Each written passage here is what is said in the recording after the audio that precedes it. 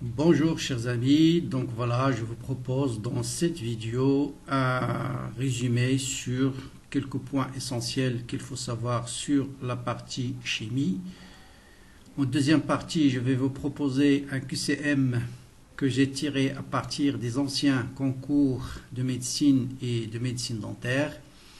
Et en troisième partie, des QCM que j'ai cherchés sur l'internet qui, je trouve, sont très bien adaptés à ce qu'on va vous demander. Donc, dans la première partie, je vais vous rappeler quelques relations essentielles à connaître.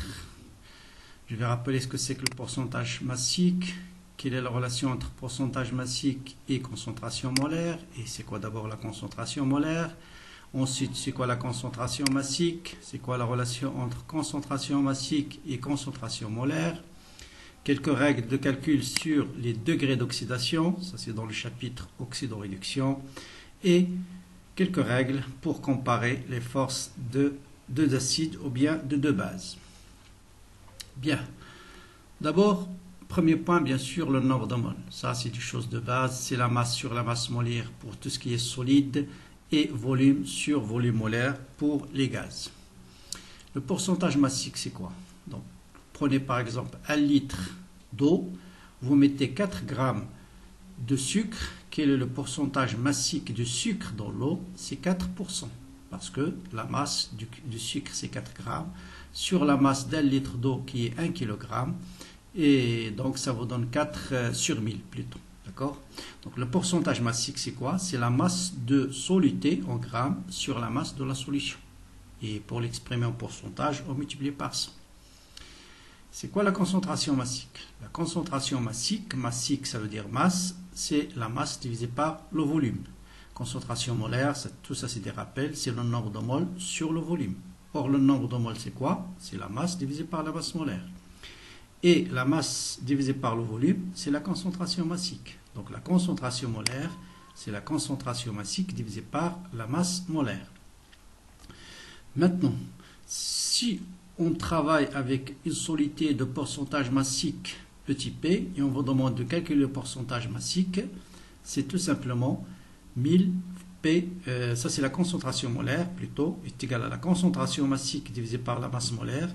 Donc la concentration massique c'est 1000 fois le pourcentage massique fois la densité.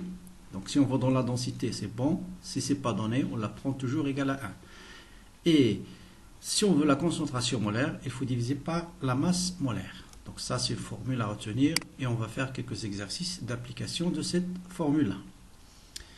D'accord? Par exemple, voilà, on vous dit une étiquette d'1 litre de solution d'acide chlorhydrique. Il indique la densité et un pourcentage massique de 40%. Ça signifie quoi? Ça signifie tout simplement que la masse sur la masse de la masse de HCl divisée par la masse de solution est égale à 40%. Bon, ça c'est une relation à retenir. Bon, là je vais vous montrer d'où il vient, mais vraiment c'est pas le moment d'apprendre d'où viennent les formules, mais quand même je vais essayer de vous donner l'origine. Donc prenez 1 litre de solution HCl de pourcentage massique petit p. Voilà, il est là, de pourcentage massique petit p et de densité 1,198. Donc voilà 1 litre de solution. On va mettre un petit p un pourcentage massique petit p, c'est-à-dire par exemple 10%, 20% d'1 litre de solution, 20% c'est de l'acide chlorhydrique. Quelle est la solution, la concentration molaire de cette solution-là? Bon, qu'est-ce que ça signifie? D égale 1,198. Je rappelle, la densité c'est quoi? C'est le rapport entre la densité, la masse volumique de la solution divisé par la masse volumique de l'eau. À retenir, la masse volumique de l'eau, c'est 1 kg par litre. 1 litre d'eau pèse 1 kg. Donc, la masse volumique de la solution, c'est la densité fois ρ de l'eau. Sauf que ρ de l'eau, souvent, on n'utilise pas 1 kg par litre. On préfère utiliser avec gramme par litre. Pourquoi? Parce que la masse molaire, elle est souvent en grammes. Donc, si on prend la densité de l'eau en grammes, c'est 1000 grammes par litre. Et donc, ρ devient 1000 fois D. Donc, la masse volumique de la solution devient tout simplement 1000 fois la densité. Et l'unité, ce sera grammes par litre. C'est-à-dire, si je prends 1 litre de solution, il pèse combien? il pèse 1000 fois D. Voilà ce que ça signifie. 1 litre de solution pèse une masse de solution qui est égale à quoi? Est égale à 1000 fois D. Or, le pourcentage massique de HCl, c'est petit p. Donc, dans cette masse-là qui est 1000 fois D, combien d'acide j'ai de HCl? J'ai P fois 1000 fois D. C'est simple. Ah, d'accord? 1 litre de solution, sa masse, c'est 1000 fois D. Comme le pourcentage massique, c'est petit p, ça veut dire sur cette masse de solution, j'ai P% d'HCl, ça veut dire P fois 1000 fois D. Donc, je peux calculer directement la concentration massique, qui est la masse divisée par le volume. Donc, il est égal à P fois 1000 fois D, divisé par le volume qu'on a pris. C'est quoi? C'est 1 litre. Donc, il est égal à 1000 P fois D. Et la concentration molaire, c'est 1000 fois P fois D divisé par la masse molaire. Donc, voilà la formule de tout à l'heure. D'accord? Donc, mais faites attention ici. Rho, le pourcentage massique, si on vous dit par exemple 40%, je prends P égale à 0,40. Donc voilà, et on va faire après quelques exercices d'application. Donc autre chose à retenir, à la demi-équivalence, c'est quoi la relation entre le pH et le pKa? Bien sûr, à la demi-équivalence, vous avez le pH égale pKa. Pourquoi? Parce que qui dit demi-équivalence, vous avez la moitié de l'acide a réagi et s'est transformé en base. Ça veut dire quoi? À demi-équivalence, le nombre de moles de l'acide, c'est N0 sur 2, et le nombre de moles de la base, c'est N0 sur 2. Et donc, si je calcule, ça veut dire la concentration de la base est égale à la concentration de l'acide, et donc j'ai le pH égal à pKa. Donc, si vous donne une courbe et on vous demande de déterminer pKa, il suffit de repérer le point de demi-équivalence, et dans ce cas-là, le pH égal à pKa. Bon, autre chose, bien sûr, ça c'est des choses absolument à savoir. pH c'est pKa plus log de 1 moins sur AH, et savoir si pH est plus petit que pKa, pH supérieur à pKa, c'est-à-dire le diagramme de dominance, donc ça je pense que vous le connaissez par cœur. Quelques nomenclatures pour l'oxydoréduction, donc la réaction OX plus N électrons donnerait, c'est ce qu'on appelle la réduction. Donc l'oxydant subit une réduction, ça veut dire son degré d'oxydation va diminuer, et on va parler de ce que c'est que le degré d'oxydation. Il y a un réducteur, il subit quoi? Il subit une oxydation. Donc voilà un exemple, Hg plus un électron dans Hg, donc ça c'est l'oxydant, il subit une réduction, et vous voyez bien que son degré d'oxydation va passer de plus 1 à 0. Et on va parler de ça dans la suite. Donc voilà un exercice d'application de la formule que j'ai donnée tout à l'heure. On vous donne par exemple l'étiquette d'une bouteille commerciale d'ammoniac comporte les indications suivantes. Une densité de 0,95, un pourcentage massique d'ammoniac 28%, et on vous donne la masse molaire de NH3. Quelles sont les concentrations massiques et molaires en ammoniac? Normalement, vous posez, bon je passe tout ça, vous pouvez directement aller à cette formule-là. Donc la concentration massique c'est 1000 fois P fois D. Faites l'application numérique et vous allez trouver 1000. Vous allez trouver exactement 266 grammes par litre si vous appliquez cette formule. Bon là j'ai appliqué autre chose, mais vous pouvez appliquer directement la formule 1000 fois P fois D et vous allez trouver exactement 266 grammes par litre. Et pour la concentration molaire, vous divisez ça par la masse molaire qui est 17 et vous allez trouver la valeur. Donc vous voyez cette formule très intéressante qui permet de trouver la concentration massique et la concentration molaire dans ce type de questions. Et ça a été l'objet de concours de médecine de Marrakech qu'on va voir tout à l'heure. Bon, autre chose à rappeler, ce qu'on appelle les degrés d'oxydation, comment les calculer. Donc vous avez des règles, hein, d'accord? Donc les atomes qui sont formés par des corps simples ont un degré d'oxydation nul. Par exemple H2, O2, N2, donc c'est-à-dire il n'y a que l'hydrogène, il n'y a que l'oxygène, c'est normal. Vous avez même électronégativité des atomes, donc il n'y a pas de déplacement de charge. Donc le degré d'oxydation c'est 0.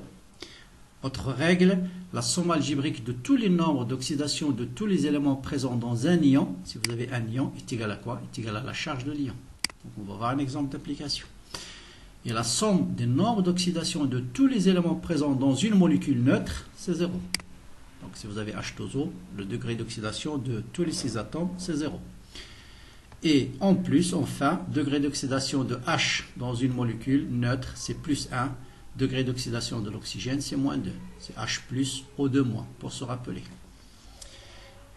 Et la somme algébrique des nombres d'oxydation de tous les éléments nuls dans une molécule est égale à la charge d'un ion pour un ion polyatomique. C'est ce que j'ai dit ici. Donc voilà un exercice d'application. Quel est le degré d'oxydation du chlore dans HClO4?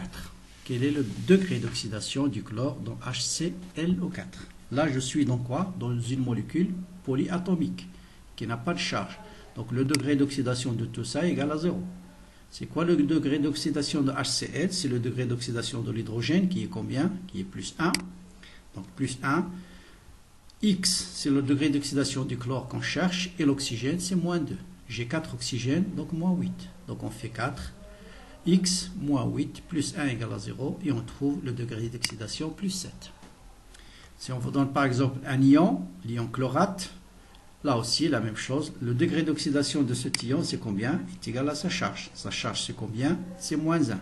Donc, vous avez X moins 3, plus 3 fois moins 2, égale à moins 1. Voilà, X plus 3 oxygènes. Chaque oxygène possède un degré d'oxydation moins 2, est égal à un degré d'oxydation de l'ion moins 1, et vous avez X égale à plus 5. Bien, maintenant, je rappelle aussi comment comparer la force de deux acides. Souvent, on vous donne des acides et on vous dit lequel est le plus fort. Là aussi, c'est très simple. Un acide est d'autant plus fort que son Ka est plus grand. Voilà la seule chose à retenir et les autres, vous allez déduire. Pourquoi Ka est plus grand? Ça veut dire qu'il se dissocie facilement dans l'eau. Donc, si Ka, l'acide qui a le Ka le plus grand, c'est l'acide le plus fort. Et par conséquent, le pKa le plus petit. D'accord? Donc, ça, c'est le pKa. Donc, le pKa, voilà le pKa le plus petit. Donc celui qui a le pKa le plus petit ou bien Ka le plus grand, c'est l'acide le plus fort. Et pour les bases, c'est l'inverse. La base la plus forte, c'est celle-là, donc celle qui a le Ka le plus faible. Et donc le pKa le plus grand. D'accord? Bien. Donc si Ka de H d'un acide est supérieur à Ka de l'autre acide, ça veut dire le premier est plus fort que le deuxième. Bien. Le pH d'une solution d'un acide fort. Voilà aussi des choses à bien savoir aussi. Donc ça, souvent, ça arrive dans les questions de concours. Pour un acide fort, c'est très simple. Le pH, c'est égal à quoi? C'est égal à moins log de C. Donc ça va, le pH d'un acide fort de concentration C, c'est égal à moins log de C. Pourquoi? Parce que l'acide fort, un acide fort est complètement dissocié. Ça veut dire la concentration de H3+, ce sera X max sur V est égal à C. Maintenant, si on vous donne un acide fort et on multiplie sa concentration par 10, que devient le pH? Et donc le pH, vous allez voir, il va être diminué de moins 1. Donc si vous remplacez C par 10 fois, pH', c'est moins log de C', et C', c'est 10 fois C, ça veut dire si je multiplie la concentration par un facteur de 10, le pH va diminuer de moins 1. Pour une base forte, la règle aussi, c'est simple, bon ça c'est l'origine, mais je pense que vous connaissez tout ça. Le pH est égal à quoi? Est égal à 14 plus log de la base forte. D'accord? Maintenant, si j'augmente la concentration de la base d'un facteur 10, le pH va augmenter de 1. Il ne va pas diminuer de 1.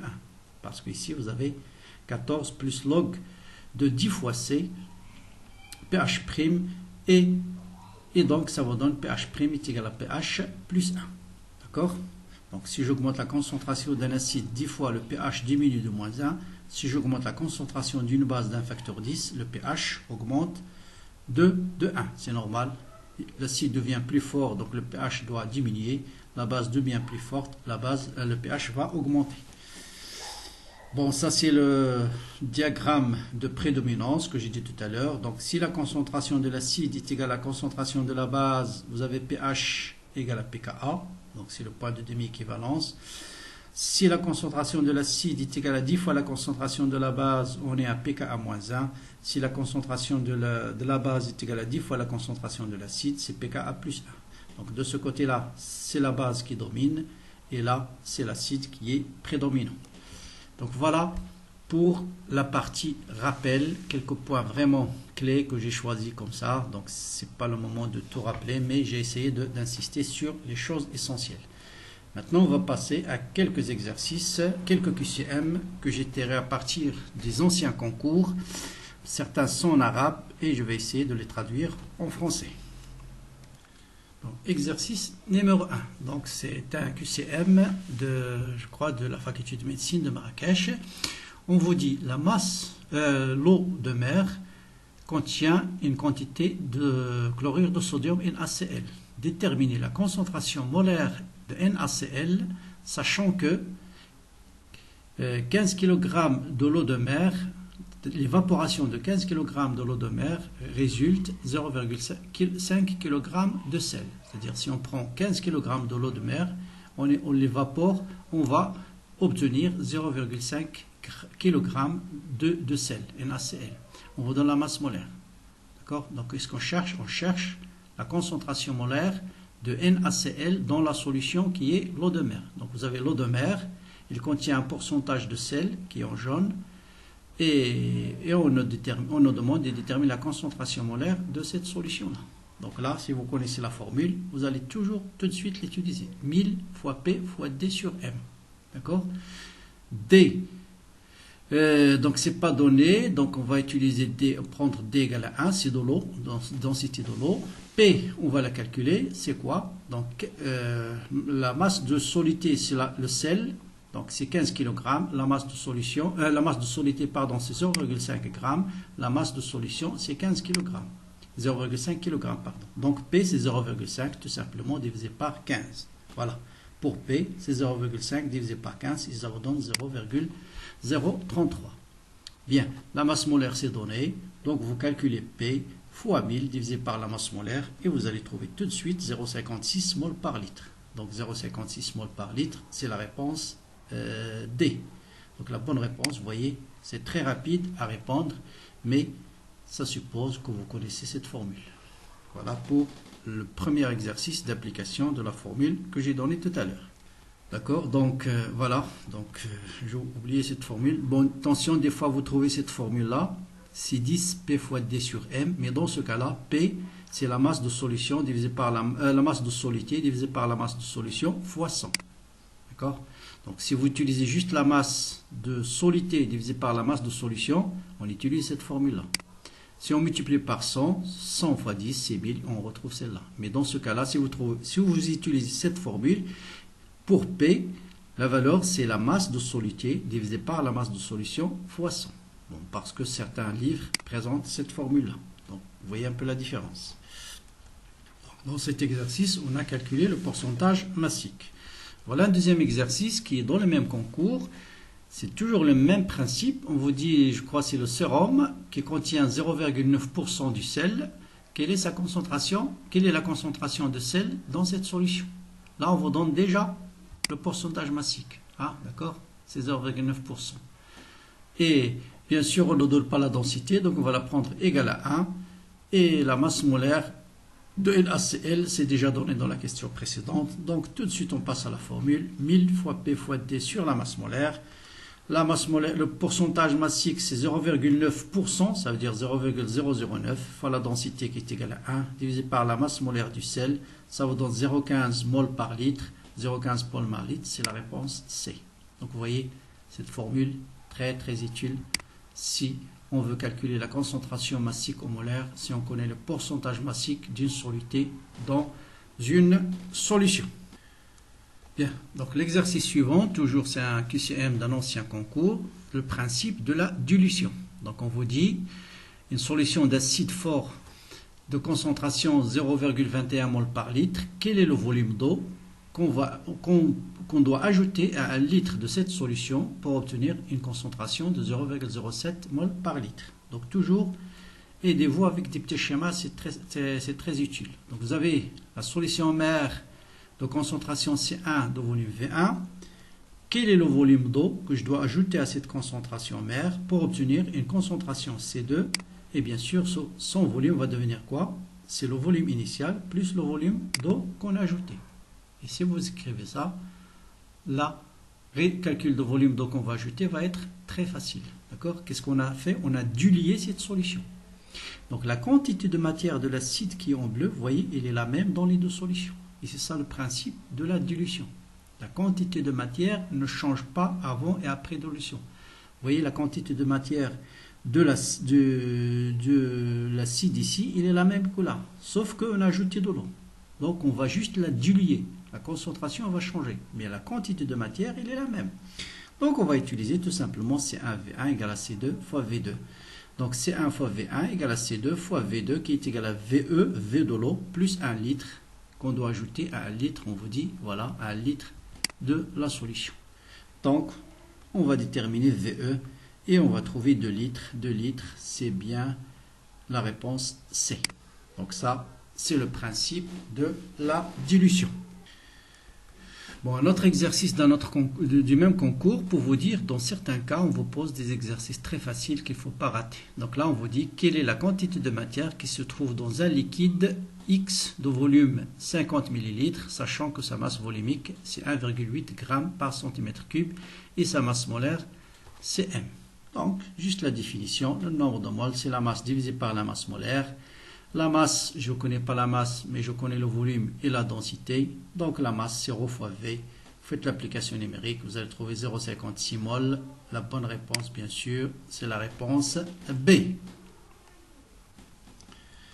Bon, une autre question. Donc on vous dit là un acide chlorhydrique, HCl. Donc il faut savoir déjà que l'acide chlorhydrique, c'est un acide fort. Donc on vous dit l'acide chlorhydrique, c'est un gaz. Quelle est la quantité en centimètres cubes qu'il faut mélanger avec 200 g d'eau? Donc voilà, vous faites un petit schéma rapide, 200 g d'eau. Je vais ajouter une quantité de HCl pour obtenir une solution de pH égale à 2, sachant que le volume molaire, c'est 22,4. Donc il y a, pour répondre à cette question, voilà les connaissances dont vous aurez besoin. Donc la masse volumique de l'eau, c'est 1 g par centimètre cube. Ça, il faut le savoir. Pour un acide fort, le pH, c'est moins log de C. C'est un acide fort. Et pour un gaz, le nombre de moles, c'est le volume divisé par le volume molaire. Voilà les notions de base. Qu'est-ce que je dois chercher? Je dois chercher la quantité d'HCl que je dois ajouter ici pour obtenir tout simplement une concentration donnée que je connais. Parce que si je connais le pH, je connais le log de C. Donc vous voyez, donc voilà. Donc le nombre de moles de HCl, c'est le volume divisé par le volume molaire. C'est le volume qu'on doit ajouter. Et c'est ce qu'on cherche. Or, la concentration, c'est quoi de la solution? Parce que si j'ajoute HCl à volume d'eau, le volume ne change pratiquement pas, parce que là, c'est un gaz. Donc, la concentration, par définition, c'est le nombre de moles divisé par le volume de la solution. Et le volume de solution, c'est le volume d'eau. Et comme c'est un acide fort, C, c'est 10 à la puissance moins le pH. Ou bien pH égale à moins log de C. C'est la même chose. Donc, C, donc ça, je le connais.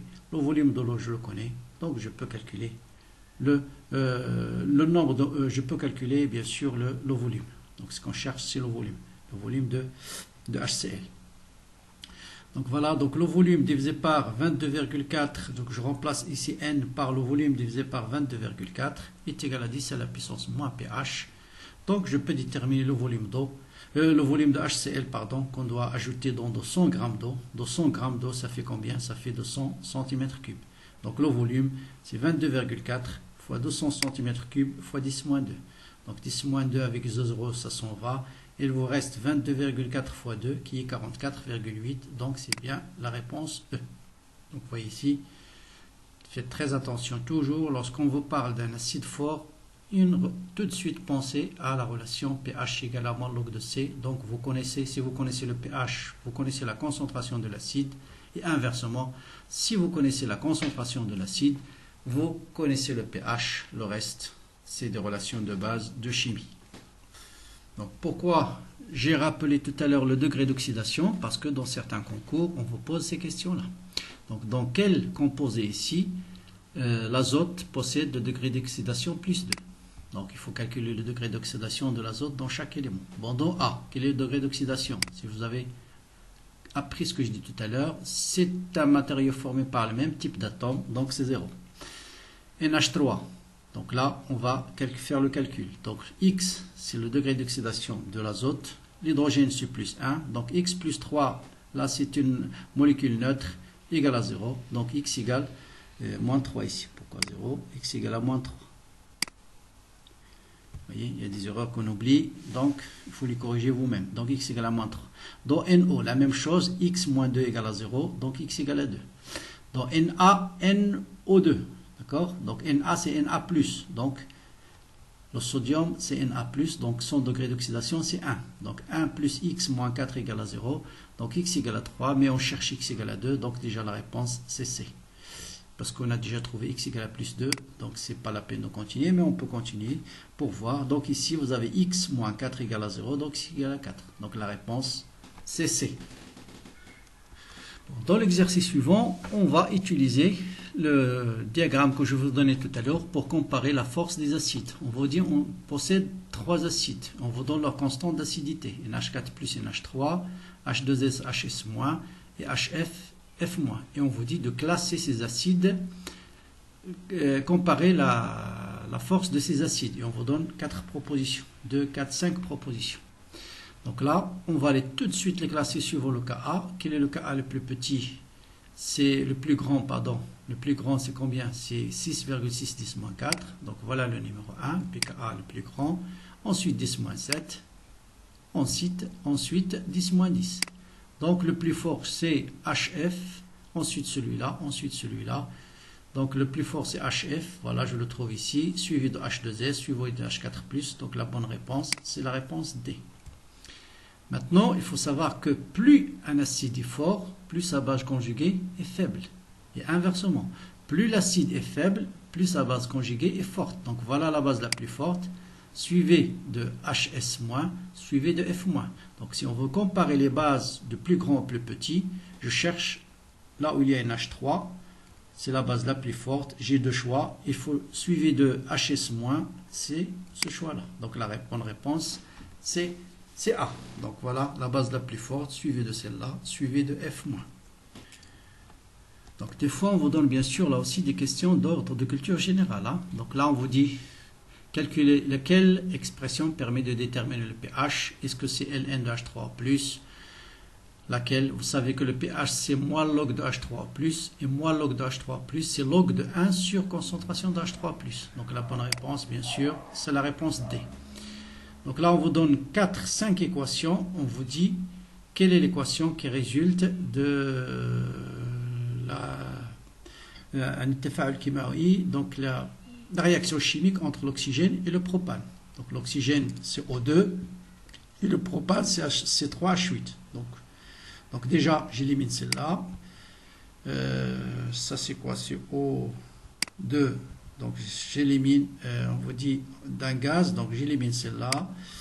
Donc là, O2, c'est 3H8. Donc j'ai 3. Est-ce que je cherche maintenant laquelle équilibrée? Donc 2 fois 3, 6 carbone, c'est bon.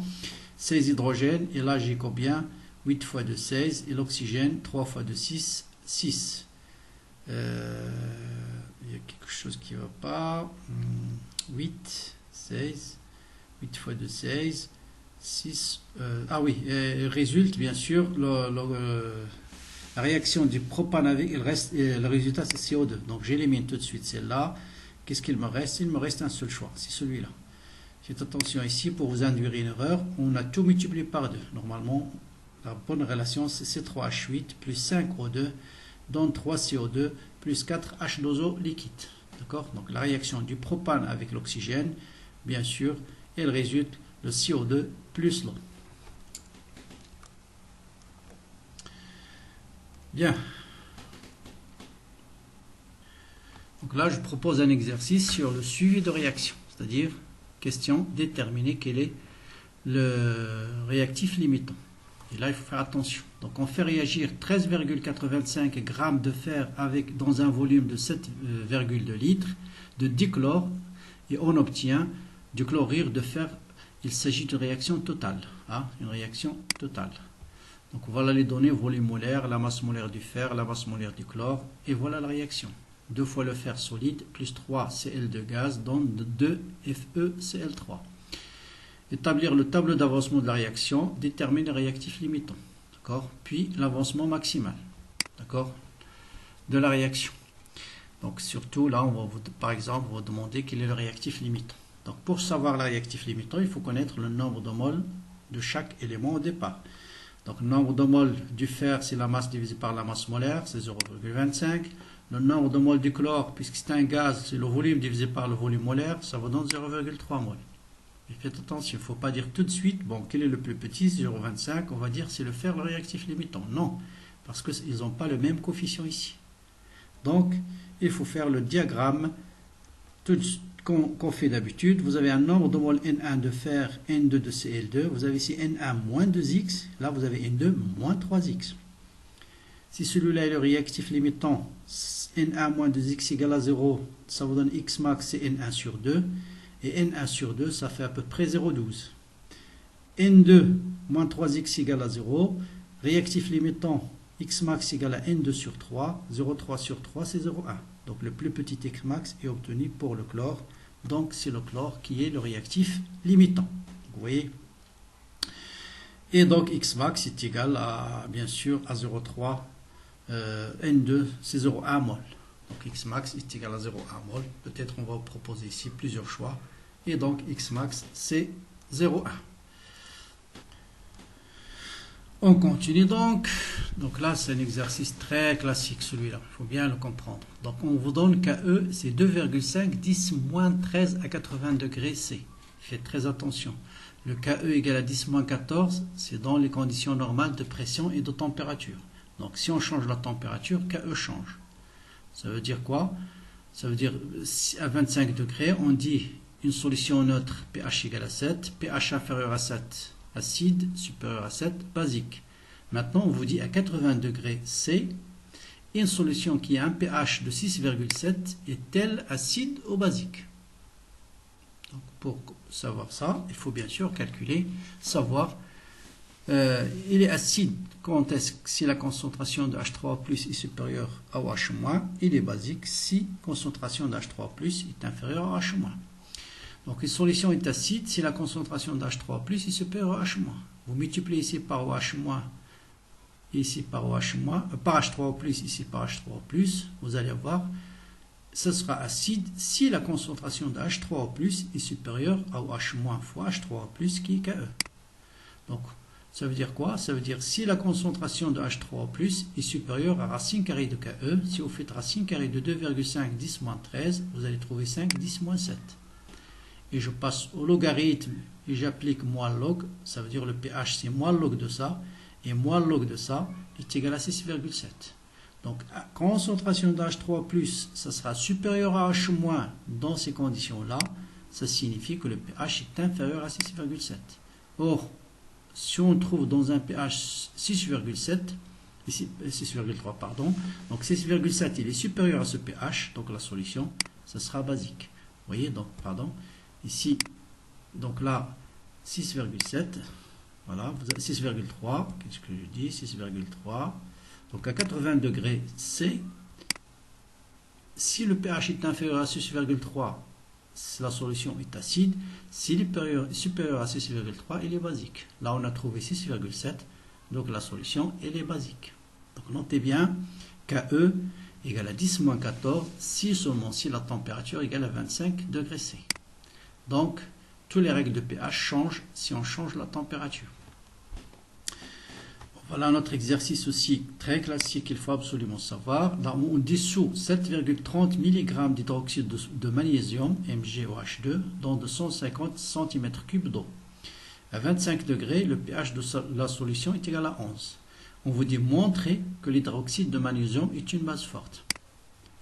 Qu'est-ce qu'il faut montrer? Si c'est une base forte, ça veut dire que le magnésium s'est dissous complètement dans l'eau. Donc on va calculer. D'abord, on a pH égal à 11, donc on va calculer la concentration de H3+, qui est 10 moins 11, donc on va déduire la concentration de H-, qui est 10 moins 3, et donc la concentration, le nombre de moles de H- dans cette solution, c'est la concentration fois le volume. Bien sûr, le volume c'est 0,250 litres, donc ça me donne le nombre de moles de H-, c'est 2,5 10 moins 4 moles. D'accord? Maintenant, je dois calculer le nombre de moles initial de l'hydroxyde de magnésium. Donc, j'ai 7,30, je vais diviser par la masse molaire. Donc, voilà, la masse molaire, c'est 58,3. Donc, si on divise 7,3, 10 moins 3 divisé par 58, vous avez 1,5, 10 moins 4. Donc, ça, c'est le nombre de moles de MgOH2. Et à partir du pH, j'ai calculé le nombre de moles de OH-.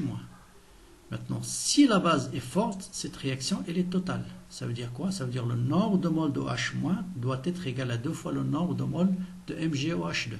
Et bien, c'est ce qu'on a tout simplement. Vous avez 1,5 10-14. Et là, qu'est-ce qu'on a trouvé? Pardon, qu'est-ce qu'on a trouvé? On a trouvé 2,5 10-4. D'accord? Donc 2,5 et là 1,25. Donc c'est la moitié. C'est 2 fois. Donc le nombre de moles de H- est 2 fois le nombre de moles de MgOH2 dissoute, ce qui est le cas. En conclusion, donc, l'hydroxyde de magnésium réagit totalement avec l'eau pour donner 2 moles de H- et par conséquent, c'est une base qui est forte. Maintenant, en question suivante, on vous dit la solution de 30 d'acide chlorhydrique utilisée à une concentration 0,10 mol par litre. Celle-ci est préparée à l'aide d'une solution mère d'acide chlorhydrique de pourcentage massique égal à 30% et de densité 1,15. Bon, c'est les mêmes exercices comme tout à l'heure. Calculer la concentration massique de la solution mère. Quel volume de la solution commerciale doit-on utiliser pour préparer 200 ml de cette solution titrante? Je vous ai dit tout à l'heure, là, il faut penser toujours à la relation de base. On connaît, donc la solution titrante utilisée à une concentration, celle-ci est préparée à l'aide d'une solution mère. Qu'est-ce qu'on connaît de cette solution mère? On connaît le pourcentage massique, je connais la densité et je connais la masse molaire. Donc, je peux tout de suite calculer la concentration de la solution mère par la relation 1000 P fois D sur la masse molaire. Et ça vous donne 9,45 mol par litre. Voilà, donc, vous voyez, je peux passer beaucoup de calculs, faciliter beaucoup de calculs en appliquant juste la formule que je vous ai démontrée tout à l'heure. Maintenant, quel volume de solution commerciale doit-on utiliser, c'est-à-dire pour préparer de 100 ml de cette solution T30? Donc là, on va la diluer. Donc on va pour préparer de 100 ml de solution T30. Donc là, voilà, vous oubliez ça, on applique la formule. Donc vous avez la solution mère, elle est de concentration 9,45 mol par litre. La solution phi qu'on doit préparer, elle est de 0,10 mol par litre. Donc son volume c'est 200 ml. Quel est le volume qu'on doit prendre de la solution mère? Donc vous faites la règle bien sûr de la dilution, C fois V égale à C' fois V', et ça vous donne le volume qu'on doit prendre de la solution mère, c'est 2,1 ml.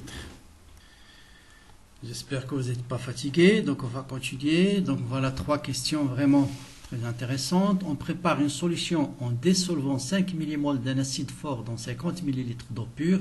Déterminez le pH, 0, 1, 2 ou 3. Faites votre choix. Et bien sûr, dans le brouillon, il faut le justifier. Donc tout de suite, ce qu'il faut noter, c'est un acide fort. Donc le pH c'est quoi? C'est moins log de C. Donc vous calculez la concentration tout simplement. De H3 plus, c'est 5 mmol divisé par le volume, 50 ml, et ça vous donne 0,1. Et moins log de 0,1, c'est combien? C'est bien sûr égal à 1. Donc le pH égal à 1. Question 2, on prépare cette fois-ci une solution en dissolvant le même nombre de moles dans le même volume, mais cette fois-ci de base forte. Quel est le pH? Donc bien sûr la concentration de H-, ce sera toujours 0,1, mais le pH c'est 14 plus log de C. Et log de 0,1 c'est moins 1, donc le pH c'est égal à 13. D'accord? Maintenant je mélange l'acide fort avec la base forte. Quel est le pH du mélange? Donc ça c'est 3 questions qu'on peut poser de façon continue. Quel est le pH du mélange? Donc là, il faut bien sûr savoir que l'équation de cette réaction, c'est l'acide fort plus la base forte donne 2H2O. Et vous avez même nombre de moles à l'état initial, d'accord, de H3 plus et de H-.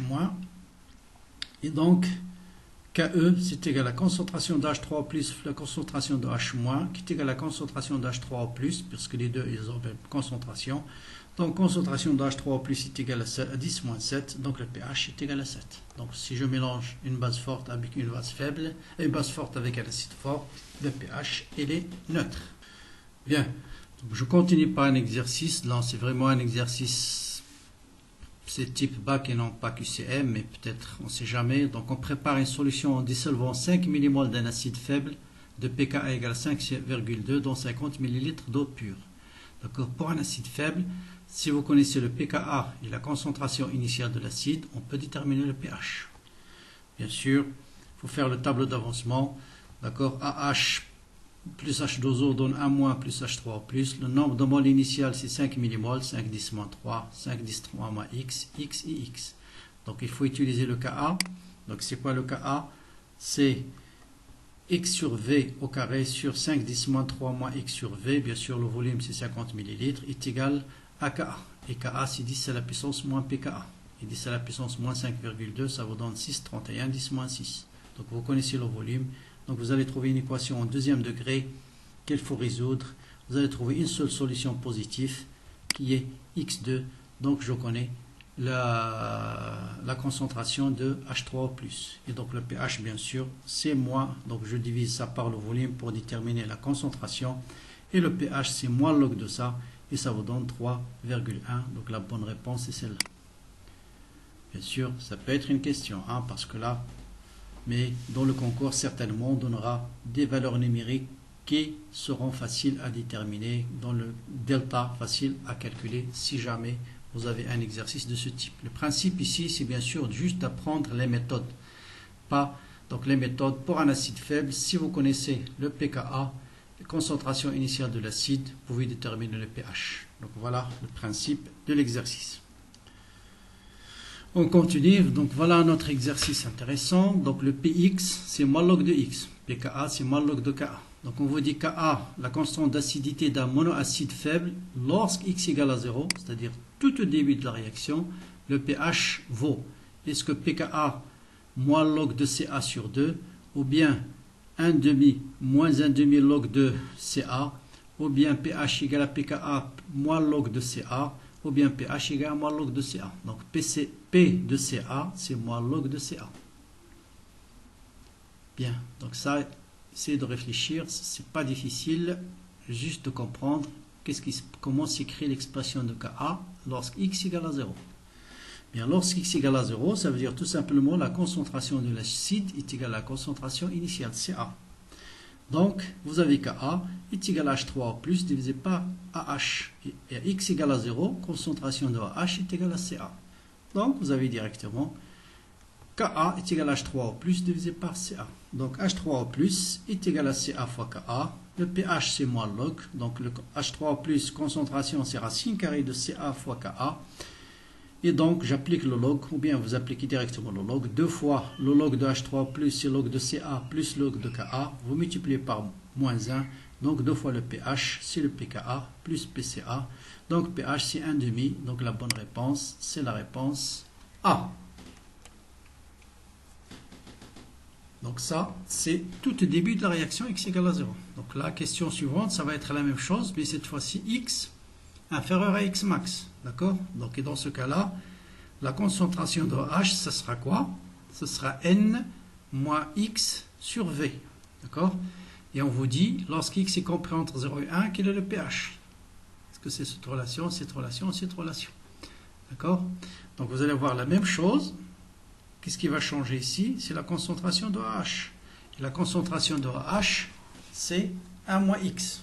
Et donc vous avez pH, c'est pKa plus le log de A- sur AH. Et la bonne réponse, bien sûr, ce sera pKa plus log. Donc là, c'est X sur V sur 1 moins X sur V. Vous simplifiez par le volume et ça vous donne tout de suite cette relation. D'accord? Donc là, si lorsque X est inférieur à 1. Donc si vous faites le tableau d'avancement, concentration de A- c'est X, concentration de H, c'est C moins X. Mais N0 moins X. Et en divisant par V, donc là, vous avez C vont se simplifier, donc X sur A moins X. D'accord? Donc là, vous écrivez Ka, c'est concentration de H3 plus fois A- sur AH. Donc pH, c'est pKa. Donc concentration de A-, c'est X sur V. Et concentration de AH, c'est A-X sur V. Bien, donc là, on veut dire on mélange un acide méthanoïque d'ion méthanoate, un mélange d'acide méthanoïque d'ion méthanoate, d'acide nitreux et d'ion nitreux. Ça veut dire deux couples acide-base. On vous donne la réaction de ces deux couples d'acide-base. On vous donne le pK1, pK2 et on vous donne 4 propositions. La constante d'équilibre, est-ce que celle-là, celle-là, celle-là ou celle-là? Laquelle de ces trois solutions. Donc là, c'est aussi une question très classique de la chimie. Donc, si on mélange deux couples acide-base, bien sûr, vous écrivez l'équation à la constante d'équilibre. Et pour faire apparaître Ka, je dois multiplier le numérateur et le dénominateur par H3O+. Donc ça, NO2- fois H3O+, c'est Ka de ce premier acide. Et là, c'est 1 sur Ka de ce deuxième acide. Donc, ça sera, bien sûr, Ka2 sur Ka1. Et donc, la réponse, c'est la réponse C. Donc ça, c'est une question, bien sûr, très très classique. Bien, cette question-là aussi est intéressante parce qu'on vous donne 4 propositions et on vous dit juste de répondre par vrai ou faux. Donc, première affirmation, plus le pK est grand, plus la base du couple est une base faible. Est-ce que c'est vrai ou faux? Donc, on va répondre tout de suite avant de lire la question suivante. Bien sûr, c'est faux. Pourquoi? Parce que plus le pK est grand, d'après le diagramme que je dénoté tout à l'heure, plus, donc vous avez pKa plus pKb égale une constante. Si pK est grand, ça veut dire pKb est petit. Et plus pKb est grand, plus la base elle est comment? Elle est forte. Donc plus Kb est grande, plus la base est forte. Et donc la base elle est forte et non pas la base qui est faible. D'accord?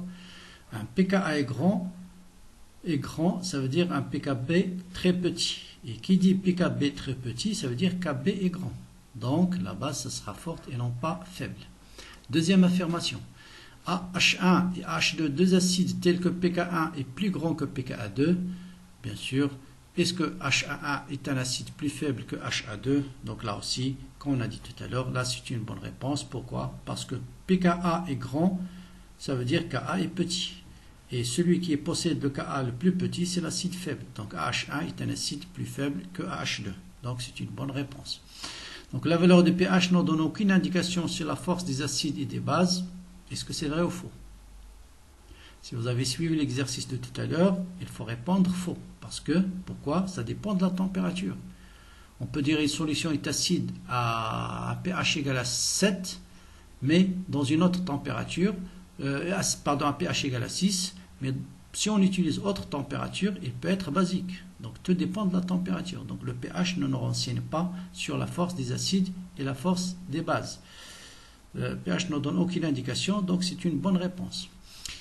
Maintenant, on considère pKa pour caractériser la force d'une base. Bien sûr, c'est vrai, parce que si vous connaissez pKa, vous connaissez le pKb, et si vous connaissez le pKb, on peut bien sûr parler de base forte ou base faible. Enfin, on définit le couple acide-base par base plus H plus donne acide. C'est vrai. Donc la base plus H plus, c'est la définition du couple acide-base. Donc la base, c'est susceptible de capter un proton. L'acide susceptible de libérer un proton. Bien, on continue par un exercice de même style. On vous donne aussi 5 affirmations à répondre par vrai ou faux. On vous dit CN-, c'est l'acide conjugué de HCN. Est-ce que c'est vrai ou faux? Bien sûr, la réponse elle est fausse.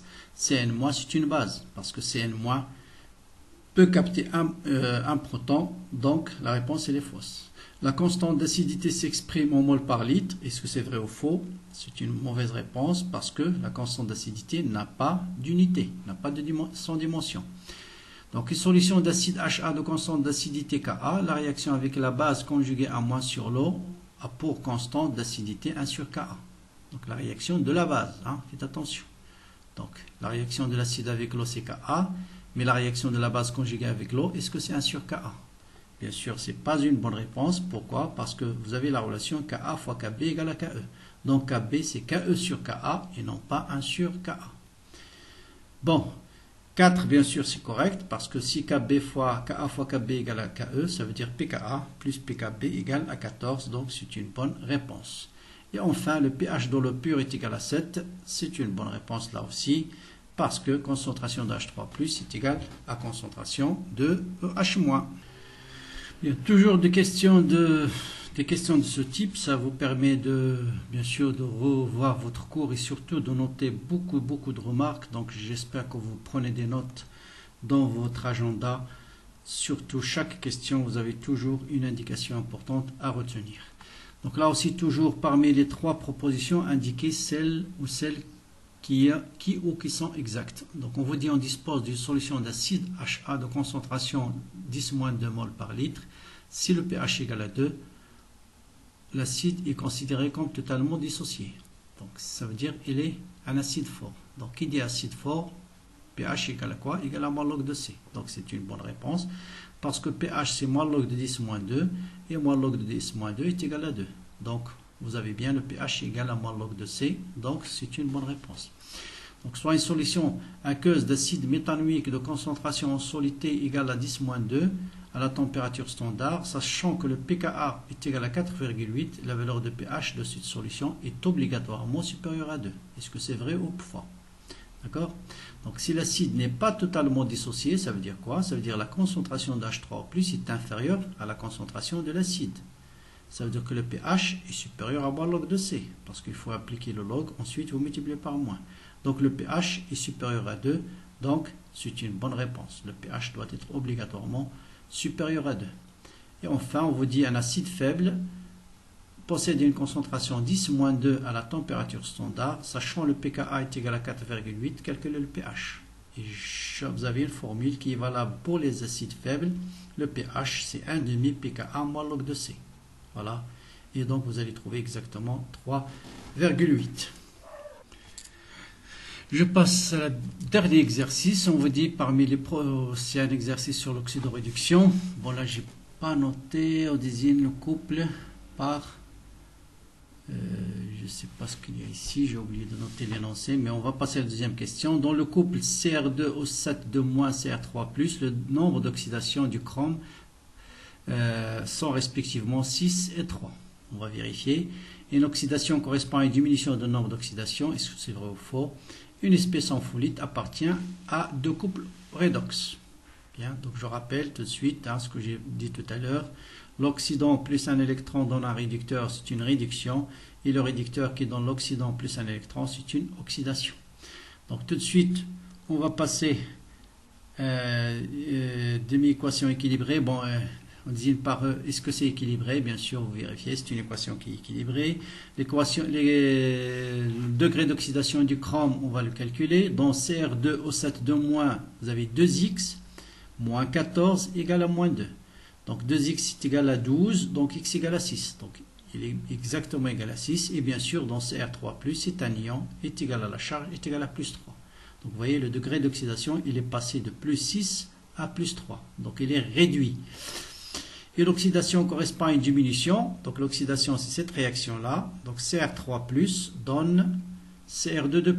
Vous pouvez vérifier ici, il est passé de 3 à quoi? À plus 6. Donc c'est plutôt une augmentation. Donc c'est faux. CR3+ est oxydé en CR2O7-, donc diminution. Donc il passe de 3 à... Une oxydation correspond à une diminution, donc c'est faux. Donc c'est pas une diminution, c'est une augmentation. D'accord? Donc là, vous corrigez, parce qu'il passe de 3 à 6. D'accord? Une oxydation correspond à une augmentation du degré d'oxydation. Vous voyez ici une réduction. Le Hg, son degré d'oxydation c'est plus 1, Hg c'est 0. Donc une réduction c'est une diminution du degré d'oxydation, elle passe de plus 1 à 0. Et une oxydation c'est une augmentation, elle passe de 0 à plus 1.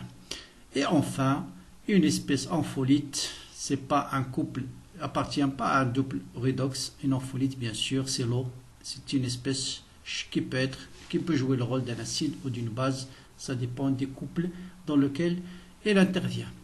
Donc voilà pour ce petit voyage au cœur de la chimie. Bon, j'avoue que je ne suis pas spécialiste de la chimie, mais j'ai essayé de vous réunir, de vous ramasser un peu ou bien les informations essentielles. Bon, la chimie, c'est pas très difficile. Si vous avez appris, vous avez maîtrisé, donc elle est basée essentiellement sur la compréhension du cours, sur les calculs de concentration, de bien retenir les formules de pH, de bien retenir comment classer les acides, les bases, comment calculer le degré d'oxydation. J'espère que cette vidéo vous a plu. Si c'est le cas, bien sûr, mettez un petit commentaire à la fin de la vidéo. Voilà, bon courage, bonne continuation et peut-être à bientôt pour d'autres contributions et surtout bonne chance.